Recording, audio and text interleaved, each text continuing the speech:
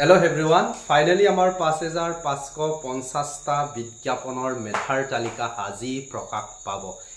এই বিষয়ে আমাৰ অসমৰ শিক্ষামন্ত্ৰী ডক্টৰ ৰণোজ পেগুৱে এক্সত পোষ্ট কৰিছে।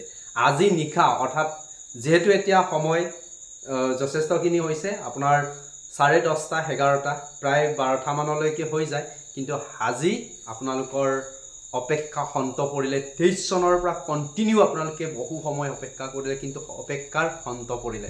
মই হিয়াৰ আগতে আপোনালোকৰ কাৰণে বহুত পজিটিভ নিউজ বিলাক দিছিলো যে এনেকেও মই এদিন কৈছিলো যে নিউজৰ কেছ চলি টকাৰ কাৰণে হয়তো মেধাৰ তালিকাখন প্ৰকাশ কৰিব পৰা নাই। মই কৈছিলো যে হয়তো এই কেছটো হুটি নোযোৱাকেও ফাইনেল লিষ্ট দিব পাৰে বা হয়তো মেধাৰ তালিকাখন প্ৰকাশ কৰি ৰাখিছে, বা মই তেনেকেও কৈছিলো। এই গোটেইখিনি কথাবিলাক সঁচা হ'ল। এনিৱে আপোনালোকে একনলেজ ফৰ্মখন ৰেডি কৰক আৰু ডিষ্ট্ৰিক্ট-ৱাইজত আপোনালোকে ডাউনলোড কৰিব পাৰিব। যিমান পাৰে সেই ভিডিঅ'টো শ্বেয়াৰ কৰক, যাতে যিসকলে গম পোৱা নাই বা একেদকল মানে শুব লৈছে একেদকলে গম পাওক, একদম গৰম কৰি দিয়ক, যাতে অপেক্ষাৰ হন্ত পৰিলে। যিহেতু আপোনালোকে বহুত দিন দীঘলীয়া 23 চনৰ পৰা এই যাত্ৰাত বহুত আশাৰে ভাত চাই আছিলে, আজি ফাইনেলি আউট হ'ব। সো ইয়াতকৈ আৰু ভাল খবৰ আপোনালোকৰ কি হ'ব পাৰে? বহুত অপেক্ষা কৰিলে, বহুত যুদ্ধ কৰিলে। যুদ্ধ মানে কি আৰু খেস খেলিলে, বহুতখিনি আশা নিৰশা, বহুতখিনি খাটপ চালে।